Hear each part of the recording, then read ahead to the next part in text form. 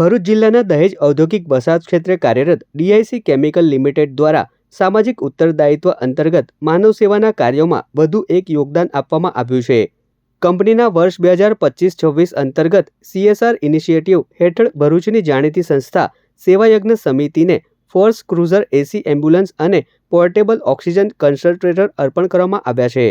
ભરૂચના civil hospital road સ્થિત shelter home ખાતે આયોજિત એક વિશેષ કાર્યક્રમમાં કંપનીના ઉચ્ચ અધિકારીઓના હસ્તે આ સાધનોનું લોકાર્પણ કરવામાં આવ્યું હતું. સેવાયજ્ઞ સમિતિ વતી રાકેશ ભટ્ટે આ અદ્યતન એમ્બ્યુલન્સ અને મેડિકલ સાધનોનો સ્વીકાર કર્યો હતો.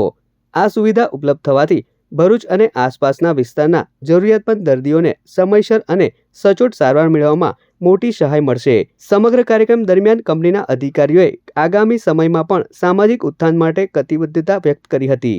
ભરૂચ સેવાયજ્ઞ સમિતિને દહેજ શેઝમાં આવેલ DIC fine chemicals private limited company દ્વારા આ CSRમાં બીજી વખત એમણે એમ્બ્યુલન્સ અમને આપી છે.